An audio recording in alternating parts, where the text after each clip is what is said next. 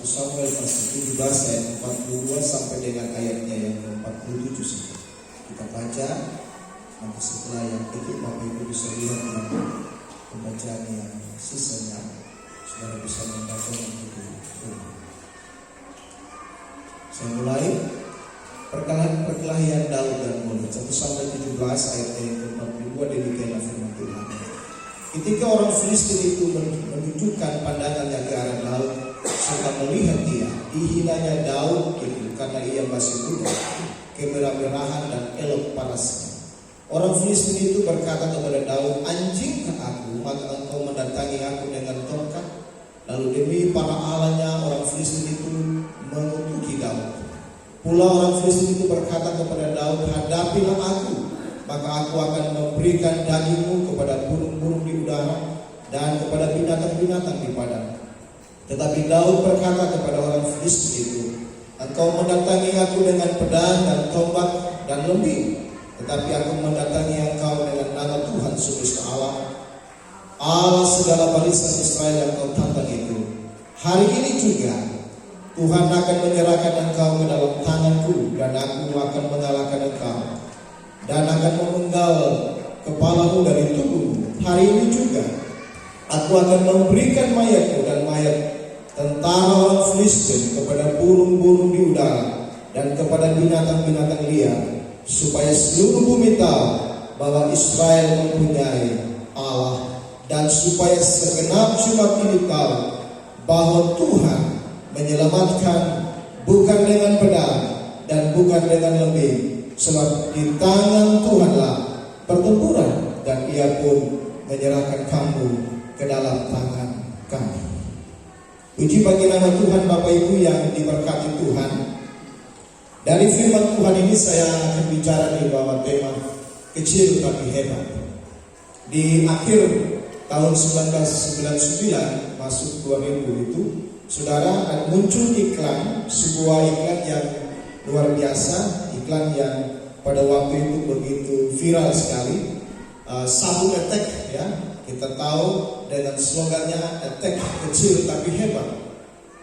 Saya menonton sebuah video klip yang terbaru dari attack itu dengan temanya sabun AC, ya. AC sekali cuci bersih, kilau, dan dia satu kali mencuci seperti 10 orang yang bekerja, 10 tangan yang bekerja. Dan dijelaskan dalam video itu bahwa dengan beberapa deterjen yang hanya hitungan 3 atau 4 sendok, dia menghasilkan busa yang banyak, membersihkan pakaian yang begitu banyak, dan tidak membuat ibu-ibu rumah tangga menjadi orang-orang yang stres karena pekerjaan rumah tangga dalam soal mencuci, tetapi akan menolong mereka sehingga efisiensi dalam waktu, bisa menata hidup, dan mereka bisa menjadi ibu-ibu yang baik dan tidak mungkin bisa dibilang sungguh-sungguh begitu. Nah, ibu bapak jemaat Tuhan yang diberkati, pada waktu saya menyaksikan video ini dijelaskan di sana bahwa bagaimana daya pemasaran yang hebat itu mempengaruhi orang di situ, sehingga ada banyak orang datang untuk membeli produk itu, dan mereka menikmati kualitas daripada sabun attack ini, dan itu mempengaruhi dunia bisnis hari ini dengan slogannya kecil tapi hebat. Nah, saudara yang diberkati Tuhan, Bapak Ibu yang dikasihi oleh Tuhan Yesus Kristus, Alkitab mencatat buat kita pagi hari ini bagaimana Daud seorang yang kecil, Daud seorang yang kata firman Tuhan masih kemerah-merahan, dapat mengalahkan Goliat, seorang prajurit Filistin yang besar, yang kata firman Tuhan bahwa dari sejak lahirnya, kata Saul, dia sudah ditakdirkan untuk menjadi seorang pejuang, seorang prajurit yang hebat di dalam pertempuran. Dan firman Tuhan berkata, walaupun Goliat besar di mata orang Israel, tapi pada waktu dia berhadapan dengan seorang laki-laki, seorang remaja Ibrani, Alkitab katakan Goliat itu dihancurkan oleh Daud dengan senjatanya sendiri. Seorang yang menurut Goliat kecil, kemerah-merahan, masih muda, tetapi firman Tuhan bilang, yang kecil ini dengan fasilitas yang sederhana, yang kecil ini dengan segala apa yang ada keterbatasannya, firman Tuhan bilang dia mengalahkan Goliat. Nah, Bapak Ibu yang diberkati Tuhan, apa yang menjadi kunci dari kehebatan Daud? Alkitab berkata di dalam ayatnya yang ke-42 sampai dengan ayatnya yang ke-44, yaitu Daud mengatasi setiap hinaan dan kutukan daripada Goliat. Alkitab berkata di sana, di dalam firman Tuhan yang kita baca tadi, bahwa pada waktu Daud sampai di medan pertempuran, ada begitu banyak orang tawar hati, termasuk Saul yang diurapi. Dan firman Tuhan berkata bahwa barisan Israel itu mundur, mereka ketakutan. Lalu tibalah Daud di tempat pertempuran itu, dan dia melihat bahwa ada sosok pribadi yang tidak bersunat, kata firman Allah, seorang fasik yang berani mempermalukan orang Israel dan barisan Israel ini. Dan dia datang ke situ dan dia mulai berbicara. Dan firman Tuhan berkata, dia dibawa kepada Saul dan dia diperhadapkan untuk siap bertempur dengan Saul. Pada waktu dia berhadapan dengan Saul, dengan Goliat, saudara, kalau kita berkata bahwa dia berhadapan di sana dengan Goliat, dan pada waktu Goliat berhadapan dengan dia, Alkitab berkata di situ ada kata kutuk di sana, ada kata hina di sana yang disampaikan oleh Goliat kepada Daud. Tetapi yang menarik di situ firman Tuhan berkata di sana bahwa orang ini berbeda dengan yang lain. Dan kuncinya adalah di situ firman Tuhan bilang, Daud tidak mengizinkan setiap kata-kata hina, setiap kata-kata kutuk itu mempengaruhi kehidupan. Alkitab berkata di situ Daud mendapat sesuatu yang keras sekali. Goliat berkata, anjingkah aku sehingga engkau mendatangi aku dengan tongkat? Menurut Goliat, Daud tidak pantas di medan pertempuran. Menurut Goliat, Daud tidak pantas karena dia adalah seorang yang masih merah-merah, kata firman Allah, tidak punya pengalaman pertempuran, tidak ditakdirkan untuk bertempur. Dia tidak layak, dia tidak tahu apa-apa tentang strategi perang. Tetapi pada waktu ejekan itu datang, pada waktu kata-kata hina itu datang, pada waktu kata-kata yang menghancurkan hati itu muncul dan didengar oleh Daud, firman Allah berkata, Daud tidak mengizinkan itu mempengaruhi pola pikir. Alkitab berkata dia tidak menjadi tawar hati lalu mengasihani diri dan dia pulang meninggalkan tempat peperangan itu. Firman Tuhan berkata dia tidak lari dan kecewa, dia tidak menyalahkan bapaknya yang suruh dia datang ke medan pertempuran untuk melihat kakak-kakaknya, abang-abangnya, tidak. Alkitab berkata dia tidak terintimidasi dengan setiap kata yang disampaikan oleh Goliat. Dan firman Tuhan berkata, justru dia berdiri dengan berani di hadapan Goliat. Saudara yang diberkati Tuhan, mari kita belajar di sini bagaimana mengatasi setiap hinaan, kutukan, setiap kata-kata ejekan yang diperlihatkan oleh dunia ini atau mungkin oleh tantangan-tantangan yang datang dalam kehidupan kita silih berganti. Alkitab berkata di situ, perhatikan di sini bahwa Daud mendengarkan perkataan Goliat. Daud mendengarkan suara yang menghancurkan itu, tetapi dia berbeda dengan umat Allah. Alkitab berkata, dia tidak mengizinkan setiap kata kalimat itu menghancurkan kehidupannya. Berbeda saudara dengan orang Filistin, dengan orang Israel. Dia berbeda dengan Saul. Coba kita perhatikan ayatnya yang ke-11. Kita baca sama-sama ayat firman Tuhan ini. Alkitab berkata begini. 3. Ketika Saul dan segenap orang Israel mendengar perkataan orang Filistin itu, maka cemaslah hati mereka dan sangat ketakutan. Goliat mengintimidasi orang Israel, pasukan yang besar semua mundur, termasuk Saul, seorang yang diurapi. Tetapi pada waktu Daud mendengarkan perkataan itu, Alkitab berkata sekarang dia tidak terpengaruh. Alkitab berkata dia tidak mengizinkan pikirannya, hatinya, perasaannya tergores sedikit dengan kata-kata itu. Dia tidak mengizinkan kata-kata itu masuk dalam kehidupannya dan menghancurkannya. Tetapi firman Tuhan bilang dia berdiri di sana dan menantikan Tuhan melakukan segala sesuatu. Bapak Ibu yang diberkati Tuhan, kunci kehebatan orang percaya terletak pada bagaimana kita mengolah informasi-informasi yang kita dengar hari ini. dan kita tidak terpengaruh di sana. Alkitab berkata, kita mau belajar dari Daud sebagai seorang yang belajar untuk mendengarkan suara Tuhan, belajar untuk memberi telinga kepada apa yang Tuhan mau. Kalau saudara baca pasal 16 sebelumnya, kita berkata Samuel diperintahkan untuk mengurapi Daud. Kenapa? Sebab dia adalah seorang yang berkenan kepada Allah. Dia seorang pribadi yang bergaul dengan Tuhan tiap-tiap hari. Dia seorang pribadi yang mencurahkan kehidupannya kepada Tuhan dan berkata seperti Mazmur 73 ayat 25, bahwa bagiku di dunia bahkan di sorga tidak ada yang lain, hanya Engkau Tuhan yang kukehendaki. Dia mau menjadi seorang yang merenungkan firman Tuhan siang dan malam. Dia memberi telinganya, memberi seluruh hidupnya, eksistensi keberadaan hidupnya itu untuk mendengarkan suara Tuhan. Bapak Ibu yang diberkati, jelas di sini ini bicara tentang orang yang belajar dari Tuhan. Seorang yang diurapi adalah seorang yang pasti bergaul dengan Tuhan. Amin. Dan betapa penting mendengarkan suara Tuhan.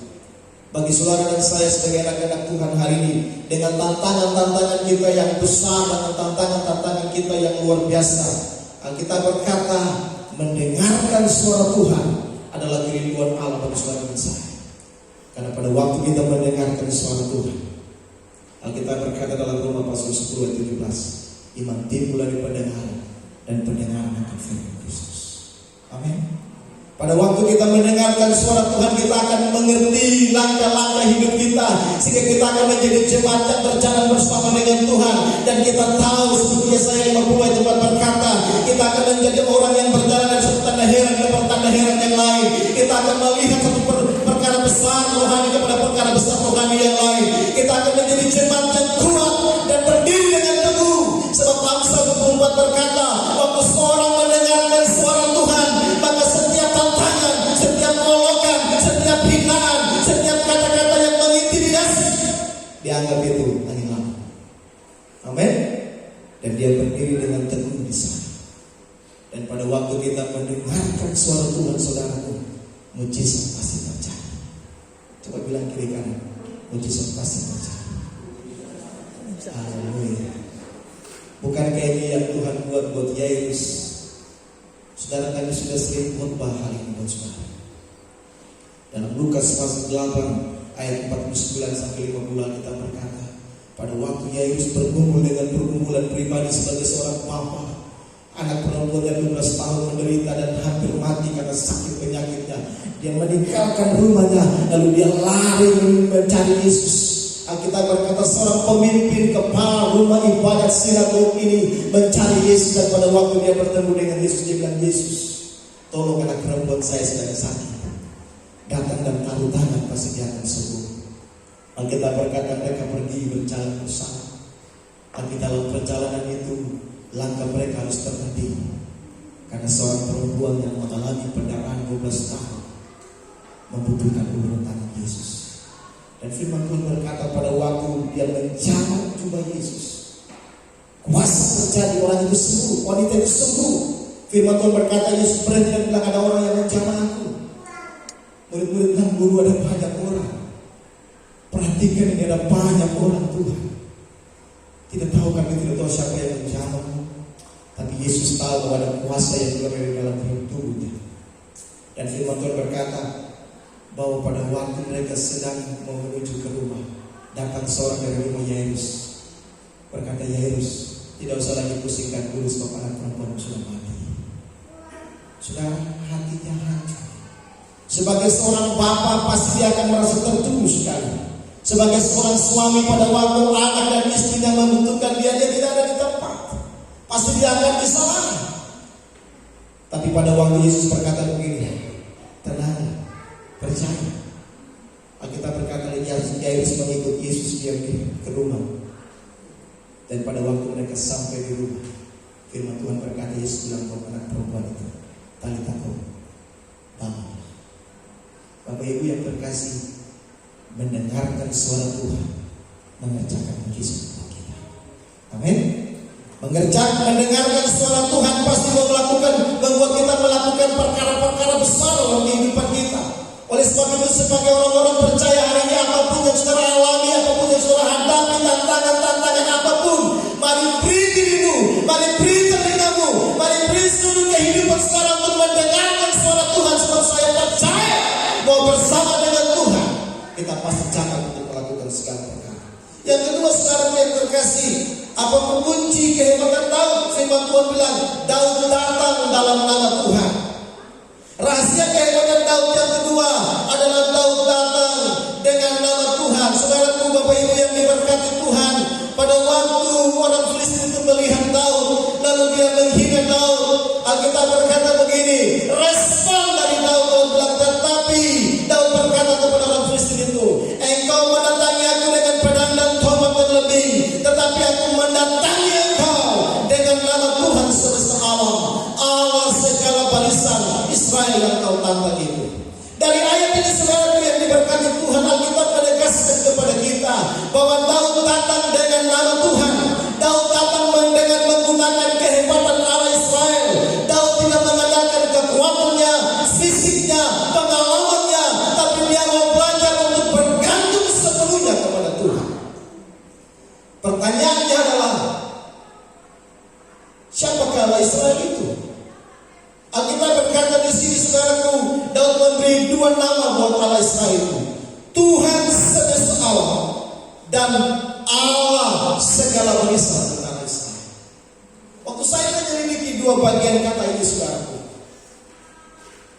Alkitab menjelaskan buat saya bahwa Daud sungguh ingin supaya kita mengerti benar. Sampai menulis ini supaya dia ingin supaya kita mengerti benar dan tahu dengan benar bahwa Allah yang saya dan saudara sembah adalah Allah pencipta segala langit ini. Amin. Allah pemilik segala sesuatu, Allah yang menciptakan alam, bahkan Allah yang menciptakan Goliat pun. Amin. Oleh sebab itu saudaraku yang terkasih, Daud berkata, aku mendatangi engkau dengan nama Tuhan semesta alam. Daud sadar bahwa betapa besar dan dahsyat Allah yang dia sembah, Allah yang dia percayai, dan Allah yang dia sembahi tidak dapat disejajarkan dengan Allah siapa. Allah yang dia sembahi tidak dapat disamakan dengan Allah orang Filistin yang mungkin punya tangan tapi tidak bisa mendengar, yang mungkin punya telinga tetapi tidak bisa mendengar dan melakukan apa-apa, yang mungkin bisa dibuat dengan hebat tapi tidak bisa melakukan apa-apa. Buat orang Filistin berbeda dengan orang Israel. Mereka punya Allah yang hidup, Allah pencipta segala sesuatu. Itu sebabnya saudaraku yang terkasih, Daud memberitahu buat Goliat bahwa walaupun engkau besar, walaupun engkau dahsyat dan luar biasa menurut orang Filistin, tapi di hadapan Allahku engkau seperti buah-buah air saja yang sebentar ada dan hilang. Engkau seperti bunga rumput yang indah, tapi pada waktu datang panas engkau akan layu dan mati. Tapi bagi saya, kemuliaan dan kehormatan Tuhan akan kerja. Bapak Ibu yang diberkati Tuhan, mari kita belajar untuk mengandalkan Tuhan. Alkitab berkata di sini, mengandalkan Tuhan itu tidak terlepas dari pengenalan kita akan Allah. Daud mengenal siapa Allah yang dia sembah. Tuhan semesta alam, pemilik segala barisan Allah Israel yang kau tantang ini. Alkitab berkata di situ, Daud tidak mengandalkan kekuatannya, pengalamannya, karena dia tahu bahwa pada waktu dia bergantung kepada Allah Yahweh, Allah Adonai, Allah yang besar ini, maka Tuhan akan melakukan perkara-perkara besar. Tuhan akan buat hal-hal yang luar biasa. Yeremia berkata dalam Yeremia 17 ayat 7, diberkatilah orang yang mengandalkan Tuhan, yang menaruh harapnya kepada Allah. Bapak Ibu yang diberkati Tuhan, saya ingat saya pernah memberi ilustrasi buat saudara tentang orang Kristen burung kakak Tuhan. Ya, saudara masih ingat ilustrasi itu? Ada seorang bukan, dia duduk di pinggir jalan satu sore, ada anak-anak sekolah minggu mereka pulang dari gereja karena mempersiapkan diri untuk Paskah. Mereka menyanyi. Dalam perjalanan pulang itu mereka menyanyi, burung kakak Tuhan tinggal di jendela, nenek sudah tua, giginya tinggal dua. Satu waktu orang buta itu dia duduk lalu dia mulai menyanyi. Burung kakak tua katanya tinggal di jendela katanya. Nenek sudah tua katanya giginya tinggal dua katanya. Kan ada seorang ibu bertanya buat orang buta itu, Pak Cik, kok nyanyi bagus tapi kok tahu burung kakak kan? Burung kakak tua itu kira-kira dia seperti apa loh? Dia warna apa? Pak Cik kok balik dari kok tahu bersama buta kan? Saya nyanyi di lagu karena saya dengar anak-anak kumpulan, anak-anak remaja kan, anak-anak kecil kan kumpulan menyanyi lagu-lagu ini. Dan saya hanya tahu dari mereka. Jadi saya itu takut terlalu mereka, takut bingung. Bapak Ibu yang diberkati Tuhan, ada banyak orang Kristen hari ini yang mendengar Yesus dari orang lain, dari pendeta mungkin, dari teman mungkin, dari istri atau dari suami, dari anak-anak. Tapi Tuhan mau lewat peristiwa pelajaran hari ini, Dia mau kita mengenal Dia dengan sungguh. Amin. Jangan jadi orang Kristen burung kakak tua katanya. Oh, menurut pendeta Reno Timur itu Tuhan Yesus itu begini. Jangan, alami Dia. Ini yang Daud mau bilang buat kita, ini yang Samuel tuliskan.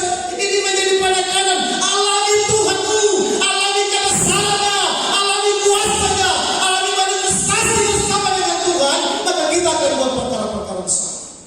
Maka ini dimulai dengan pengenalan yang benar. Saya teringat akan kisah Ayub. Ayub berkata di dalam Ayub pasal 42 ayat 2, aku mengenal orang dari kata orang dulu, tetapi sekarang aku tahu bahwa tidak ada satu rancanganmu yang gagal. Saudaraku yang diberkati Tuhan, kalau kita lihat peristiwa Ayub, kita berkata Ayub kehilangan anak, Ayub kehilangan teman-teman, Ayub kehilangan harta benda, Ayub kehilangan seorang istri yang benar-benar setia mendampingi dia pada waktu dia dalam kehidupan yang luar biasa sakit. Istrinya bilang, Ayub, kok kutuk sudah kepala itu. Tapi yang kita bilang istri ini juga tetap setia mendampingi. Amin. Ibu-ibu, amin. Apapun yang terjadi setia mendampingi suami. Amin. Haleluya. Alkitab bilang, dulu Ayub kenal Tuhan dari kata orang, tapi semua yang Tuhan izinkan dia alami itu membuat dia menjadi seorang yang mengerti benar bahwa master plan Allah dalam hidupnya tidak pernah gagal.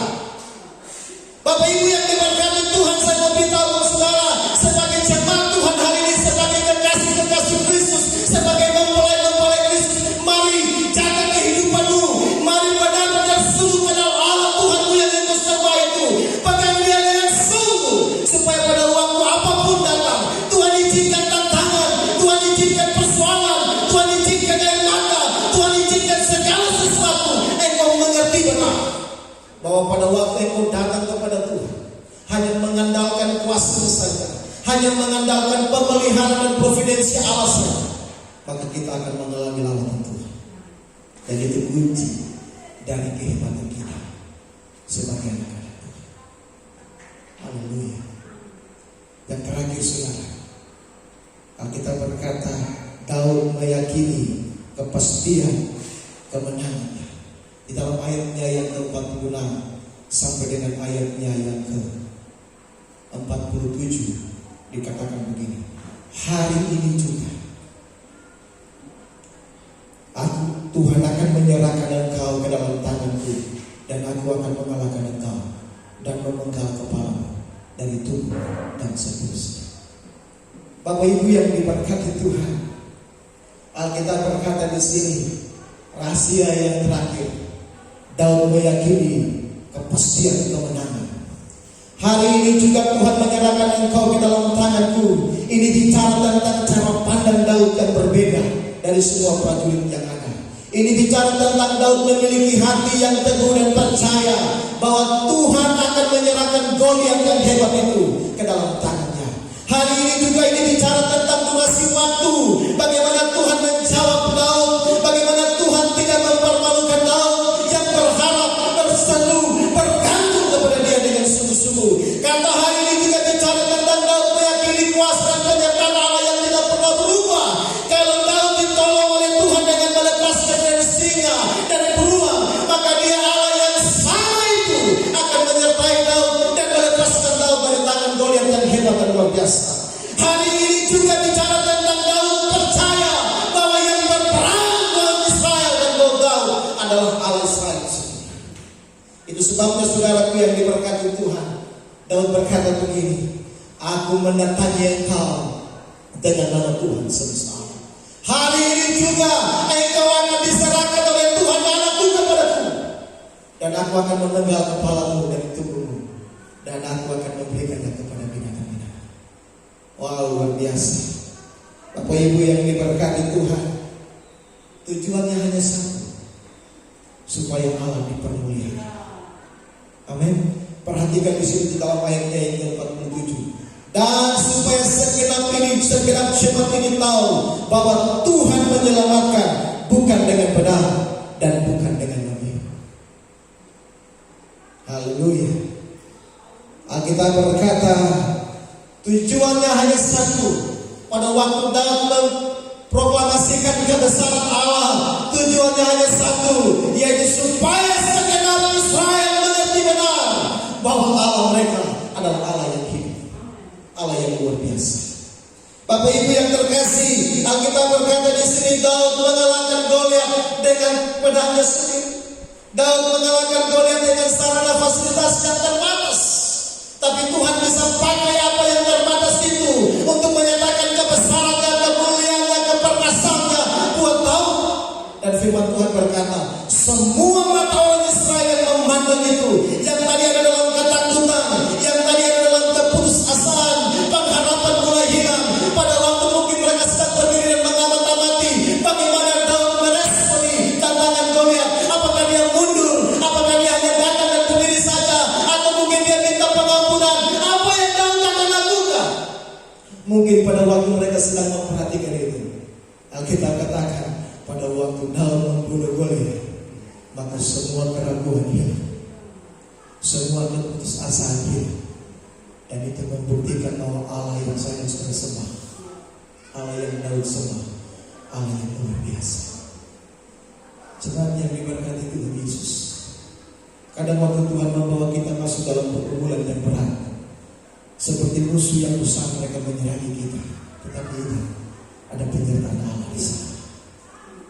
Dia Ebenezer yang akan membawa saudara dari satu tanda heran kepada tanda heran yang lain. Waktu Tuhan mengizinkan kita masuk dalam lembah-lembah kegelapan, pada waktu kita ada di dalam air mata, ingat bahwa ada kemuliaan yang besar yang Tuhan siapkan untuk saya. Ingat peristiwa dari Maria dan Marta pada waktu Lazarus sudah mati.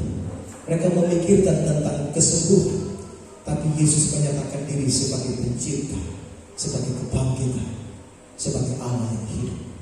Dia berkata, Lazarus keluar. Saya ingat beberapa pengalaman dalam jemaat di tempat ini dengan anak-anak kita, Jeffrey, kakak Denisia. Wah, itu terluar biasa, kita berdoa cukup lama dengan mereka. Mereka bukan orang-orang tidak mampu, bukan orang-orang hebat, tapi situasi kondisi yang terjadi, maka mereka harus ikut, tertunda. Tapi saudara tahu hari ini, tahun ini, kita mengalami lama tantangan yang besar. Anak-anak kita semua bersyukur. Amin. Ini kemuliaan Tuhan Yesus.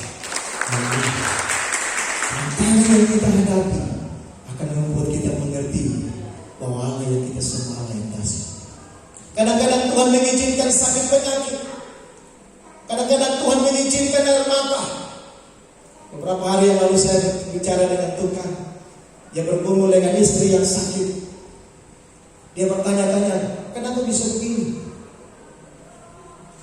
Saya bilang buat dia, kadang Tuhan mengizinkan air mata, kadang Tuhan mengizinkan tangisan, kadang Tuhan mengizinkan kita bingung, supaya di balik semua yang kita alami itu, Tuhan mau perlihatkan buat orang-orang di sekitar kita bahwa Dia Allah yang hidup, Allah yang memberikan kemenangan dan silakan saya, Allah yang akan membawa kita untuk melihat perkara-perkara luar biasa. Dia mau membuktikan buat kita bahwa Dia Yehova Rafa, Allah yang menyembuhkan. Amin. Dia mau memberitahukan buat kita bahwa Dia Allah yang mendengar pergumulan kita. Dia Elroy. Dia tahu pergumulan saudara. Dia mengerti apa yang menjadi tangisan, apa yang menjadi duka di hati kita. Supaya kita mengerti bahwa Dia tidak pernah berubah. Daud datang di tengah-tengah medan pertempuran untuk mendeklarasikan bahwa kepada Israel bahwa hari ini juga Tuhan memberikan kemenangan bagimu. Jangan pernah meragukan kuasa-Nya, jangan pernah meragukan penyertaan Allah, jangan pernah meragukan firman-Nya, sebab Dia tidak pernah berubah dalam kehidupan orang Israel. Daud datang untuk memberitahukan kepada Saul bahwa Allah yang dia sembah itu, Allah yang mengangkat dia itu adalah Allah yang tidak dapat disamakan dengan Allah orang Filistin. Dan ini yang mau menjadi sesuatu yang harus dideklarasikan dan diimani oleh orang Israel supaya mereka maju di dalam Tuhan. Bapak Ibu yang Tuhan Yesus kasihi, mari kita berdiri dengan teguh dan tetap maju bersama dengan Tuhan. Kecil tapi hebat, itu tema kita hari ini. Alkitab berkata Daud kecil, tapi dia menjadi hebat waktu dia mengatasi setiap pergumulan, setiap pelongan, setiap hina yang datang kepada dia. Dalam Amsal 12 ayat 16 Alkitab berkata, jangan pernah taruh itu setiap kata-kata yang tidak membangun, setiap intimidasi, jangan pernah taruh itu di dalam hatimu. Jangan izinkan itu masuk untuk menggerogoti kita dan menghancurkan kita. Tapi biarkan itu dan percaya bahwa Allah punya anugerah cukup buat kita. Alkitab berkata Daud datang dalam nama Tuhan menjadi kunci kemenangan. Daud tidak mengandalkan pengalamannya, Daud tidak mengandalkan Saul, Daud tidak mengandalkan orang Israel, tapi dia berdiri dan mengandalkan Allah Israel. Dan yang terakhir, dia meyakini kepastiannya bahwa hari ini juga Tuhan akan menyatakan kemuliaan dan kebesaran. Waktu saudara pulang dari tempat ini, saya mau saudara pastikan bahwa pada waktu saudara pulang dari tempat ini, hari ini juga Tuhan akan mencatat kita. Hari ini juga Tuhan akan menyatakan kemuliaan dan kebesaran bagi kita. Kiranya Tuhan memberkati kita dan menolong kita senantiasa. Kita